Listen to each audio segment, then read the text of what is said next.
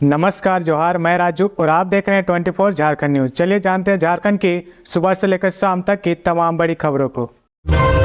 देवघर और गोड्डा के 24 ठिकानों पर इनकम टैक्स की छापेमारी। देवघर और गोड्डा के 24 ठिकानों पर इनकम टैक्स की छापेमारी चल रही है। मामला चारूशिला ट्रस्ट और फलेरिया कोठी की जमीन के साथ साथ शराब कारोबारी से जुड़ा है। जमीन और शराब कारोबार से जुड़े लोगों के घर पर देवघर और गोड्डा के इनकम टैक्स डिपार्टमेंट तबाड़तोड़ छापेमारी कर रही है। सभी ठिकानों पर सोमवार अहले सुबह ही एक साथ धनबाद और पटना इनकम टैक्स टीम के नेतृत्व में छापेमारी शुरू हुई है। देवघर में जमीन कारोबारी ब्रजेश राय के जसीडीह स्थित 3 ठिकानों सियाराम हॉस्पिटल, संत फ्रांसिस हॉस्पिटल वाली गली स्थित ब्रजेश राय के आवास और उसके सिमरिया स्थित आवास पर इनकम टैक्स की टीम छापेमारी कर रही है। वहीं इसी मामले में देवघर निगम के पूर्व मेयर राजा नारायण खवाड़े उर्फ बबलू खवाड़े, उनके सहयोगी रहे उमा शंकर सिंह, रियल एस्टेट कारोबारी संजय मालवीय के कई ठिकानों पर भी रेड जारी है। बबलू खवाड़े के ऋतिक राज होटल सहित अन्य ठिकाने भी शामिल है। संजय मालवीय के होटल अंजुला मेंशन, उनके अपार्टमेंट पर रेड जारी है। इस कार्रवाई को इनकम टैक्स पटना और धनबाद की टीम लीड कर रही है। कोलकाता के सीए माखन सतनाली वाला के महेश मिश्रा के आवास बमपास टाउन में भी रेड चल रही है। गोड्डा के कॉन्ट्रैक्टर मुकेश बजाज के आवास पर भी छापेमारी चल रही है। गोड्डा में मुकेश के आवास के अलावा उनके अन्य दुकानें भी छापेमारी के लिए टीम पहुंची है। नगर पालिका सेवा संवर्ग नियुक्ति परीक्षा में लगा धांधली का आरोप, सील नहीं था प्रश्न का पैकेट। नगर पालिका सेवा संवर्ग संयुक्त प्रतियोगिता परीक्षा रविवार को राज्य के 3 जिलों में अलग अलग केंद्रों पर शुरू हुई। परीक्षा के पहले दिन राजधानी के एक परीक्षा केंद्र पर विद्यार्थियों ने परीक्षा में धांधली का आरोप लगाया। परीक्षा समाप्त होने के बाद बाहर निकले अभ्यर्थियों ने इसे लेकर हंगामा भी किया। विद्यार्थियों का कहना था कि उन्हें जो प्रश्न पत्र दिया गया था उसमें कुछ का पैकेट सील नहीं था, क्रमांक भी कई प्रश्न पत्रों पर लिखा नहीं था, कुछ पैकेट पर हाथ से क्रमांक लिखा गया था, जिससे गड़बड़ी की आशंका जताई जा रही है। अभ्यर्थियों ने इसकी जानकारी मौके पर तैनात मजिस्ट्रेट को लिखित में दी है। अभ्यर्थियों ने इसकी जांच की मांग की है। अभ्यर्थियों का कहना है कि प्रश्न पत्र का पैकेट सील क्यों नहीं था और कुछ प्रश्न पत्रों पर सीरियल नंबर भी नहीं लिखा गया था। इसकी जांच होनी चाहिए। परीक्षा 2 दिनों तक चलेगी। सोमवार को भी परीक्षा आयोजित की जाएगी। परीक्षा को लेकर रांची, धनबाद एवं पूर्वी सिंहभूम में परीक्षा केंद्र बनाए गए हैं। नगर पालिका सेवा संवर्ग संयुक्त प्रतियोगिता परीक्षा के तहत अलग अलग पदों के लिए 921 पदों पर नियुक्ति के लिए परीक्षा ली जा रही है। जेएसएससी के द्वारा परीक्षा का आयोजन किया जा रहा है। परीक्षा एक चरण में आयोजित की जा रही है। परीक्षा में पूछे जा रहे सभी प्रश्न वस्तुनिष्ठ एवं बहुवैकल्पिक हैं। हॉकी चैंपियनशिप, शुभंकर का बढ़ रहा क्रेज। बेतला नेशनल पार्क की उम्रदराज हाथिनी जूही है शुभंकर। झारखंड महिला एशियन चैंपियंस ट्रॉफी का क्रेज तो दुनिया भर में है, वहीं झारखंड इस प्रतियोगिता का दीवाना हुआ जा रहा है। मैच की दीवानगी के साथ साथ इस हॉकी चैंपियनशिप के शुभंकर की दीवानगी भी इन दिनों बढ़ी हुई है। झारखंड महिला एशियन चैंपियंस ट्रॉफी का शुभंकर बेतला नेशनल पार्क की सबसे उम्रदराज हाथिनी जूही को बनाया गया है। ऐसे में बेतला पहुंचने वाले पर्यटक पार्क की सबसे उम्रदराज हाथिनी जूही से जरूर मिल रहे हैं। आलम यह है कि बेतला पहुंच रहे पर्यटक न केवल जूही के साथ फोटो खिंचा रहे, सेल्फी ले रहे, बल्कि केक भी काट रहे हैं। कई पर्यटक जूही को हरी साग सब्जी भी खिला रहे हैं। Palamu tiger reserve north zone के डिप्टी डायरेक्टर प्रजेश जेना ने बताया कि हाथिनी जूही का क्रेज इन दिनों काफी है। पलामू टाइगर रिजर्व क्षेत्र के कई गाँव के हॉकी प्लेयर्स यहाँ पहुंचे, हाथिनी जूही के साथ समय बिताया, फोटो सेशन किया।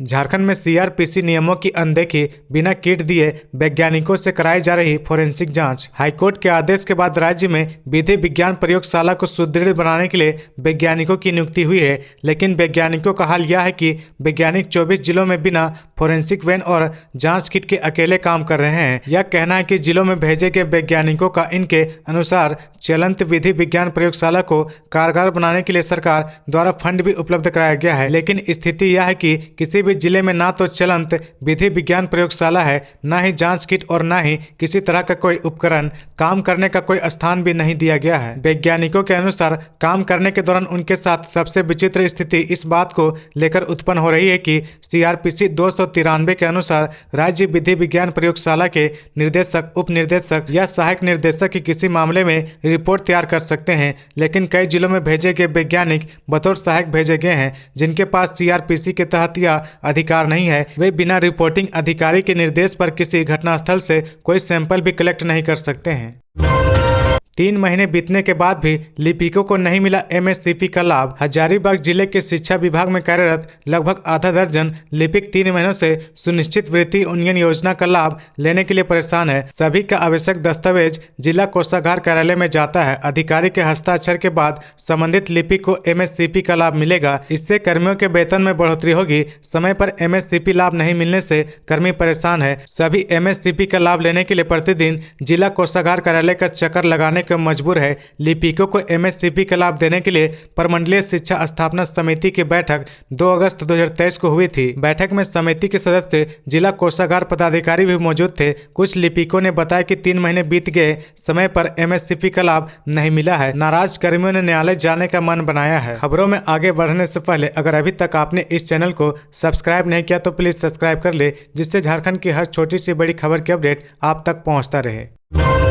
रिम्स का आश्रय गृह बिल्डिंग 4 महीने से बनकर तैयार, पर अब तक नहीं हुआ शुरू। रिम्स में पावर ग्रिड के सहयोग से बने आश्रय गृह का शुभारंभ अभी तक नहीं हो पाया है, जबकि बिल्डिंग 4 महीने पहले बनकर तैयार हो गया है। 310 बेड के आश्रय गृह का निर्माण डेंटल कॉलेज के पास किया गया है। 5 मंजिल से इस आश्रय गृह के एक कमरे में 6 से 8 बेड आसानी से लगाया जा सकता है। बिल्डिंग में बिजली और पानी के कनेक्शन की कुछ समस्या थी, जिसे दूर कर लिया गया है। रिम्स के अधिकारियों ने इसका निरीक्षण भी कर लिया है, लेकिन हैंडओवर की प्रक्रिया अब तक पूरी नहीं की गई है। उद्घाटन के लिए पावर ग्रिड के केंद्रीय अधिकारियों से समय नहीं मिल रहा, इसलिए इसका संचालन नहीं किया जा रहा है। गौरतलब है कि वर्ष 2019 में इसकी आधारशिला रखी गई थी।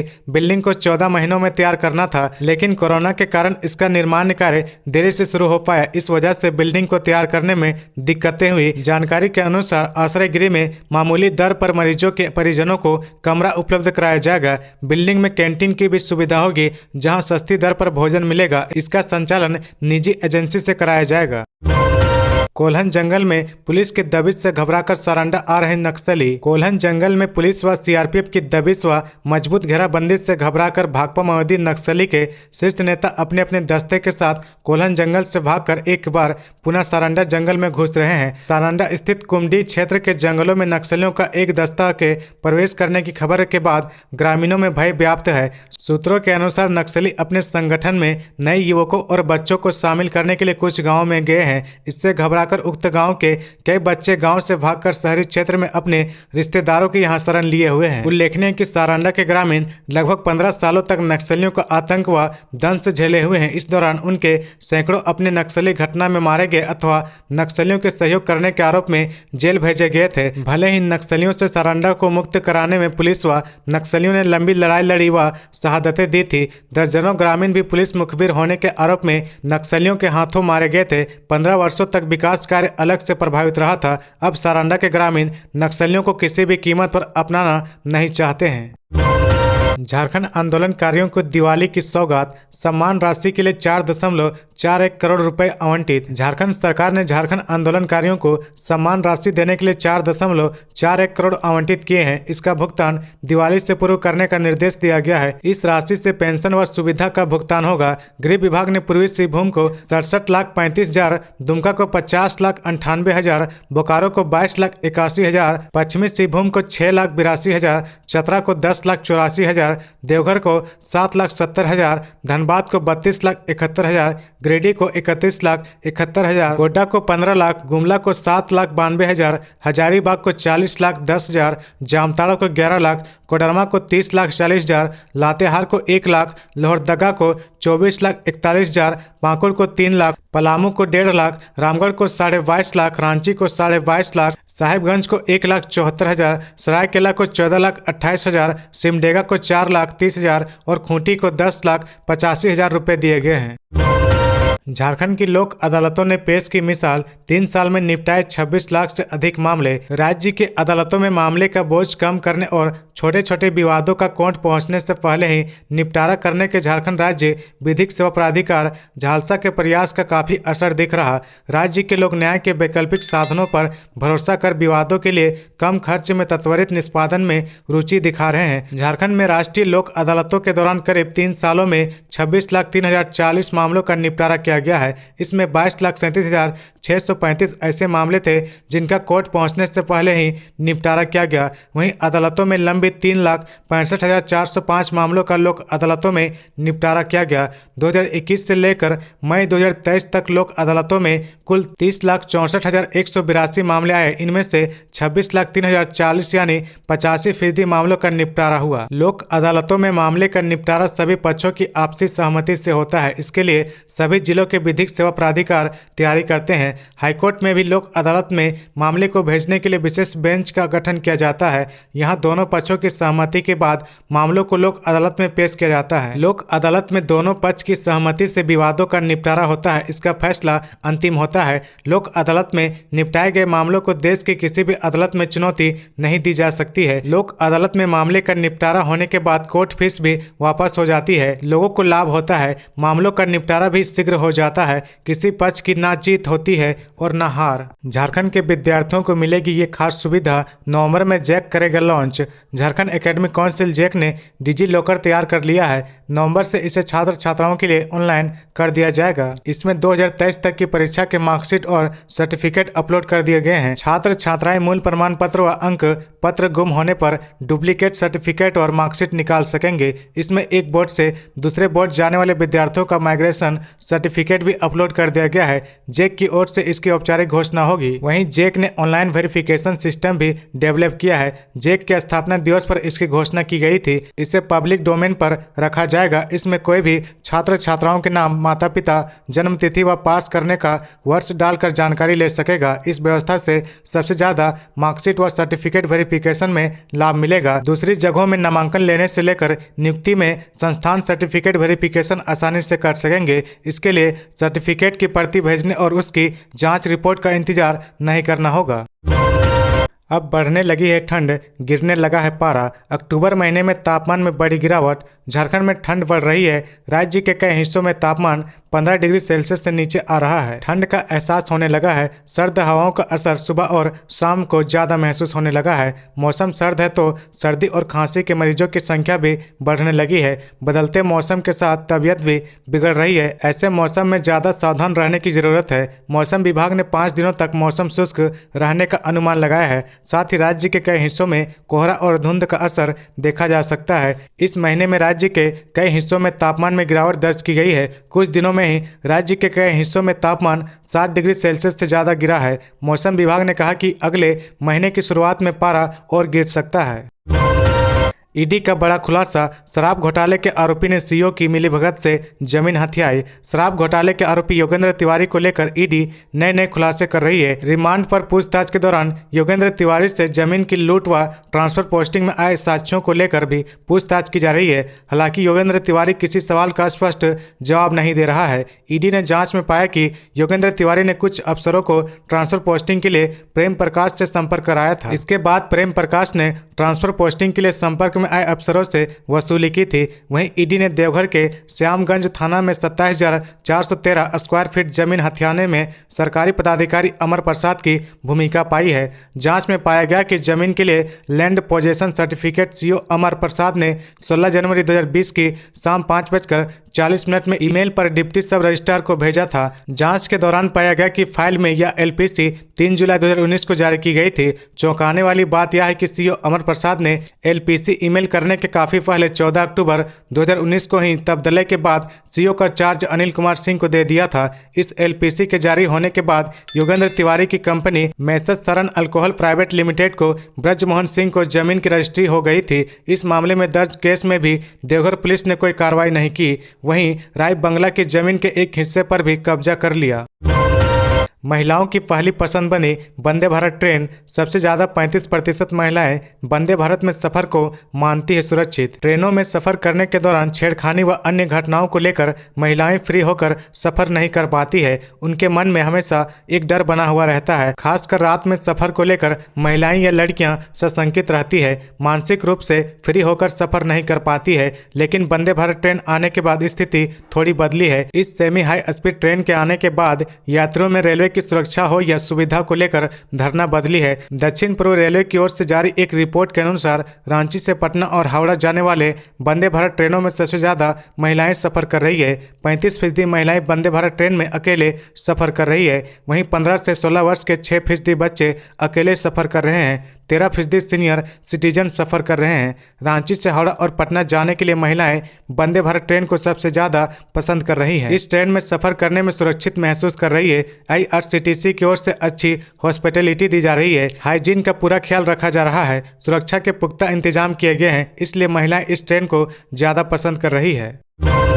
कूड़े में लगी आग, बम की तरह हुआ धमाका, कई घरों के शीशे टूटे, एक की हालत गंभीर। नामकुम थाना क्षेत्र के चाय बागान में रविवार को दिन के 10:30 बजे कचरा जला रहा युवक विस्फोट होने से घायल हो गया। घटना चाय बागान काली मंदिर के पास की है। विस्फोट की आवाज इतनी तेज थी कि आसपास के घरों की खिड़की में लगे कांच टूटकर बिखर गए। पड़ोस की नर्मदा कुमारी ने बताया कि घर के ऊपरी और निचले तल्ले के सभी कमरों के शीशे धमाके की आवाज से टूट गया। पूरा कांच कमरे के बिस्तर पर पड़ा है। नर्मदा ने बताया कि बिस्तर पर कोई सोया नहीं था, अन्यथा बड़ी घटना घट सकती थी। विस्फोट की आवाज की तीव्रता देख पुलिस द्वारा झारखंड जगुआर की बम डिस्पोज टीम को मौके पर बुलाया गया। टीम के एक अधिकारी ने कचरे की जांच के बाद बताया कि उन्हें जांच में बम या बारूद जैसी कोई चीज नहीं मिली है। टीम का कहना था कि काफी दिनों से जमे कचरे में पड़ी बोतल नुमा चीज में मीथेन गैस बन जाती है, जो आग के संपर्क में आते ही जोरदार धमाके के साथ विस्फोट करती है। विस्फोट में कचरे में जमा पत्थर, ईंट और अन्य चीजों के उड़ने के कारण चोट लग जाती है। इससे जान भी जा सकती है। हालांकि टीम अन्य पहलुओं पर भी जांच कर रही है।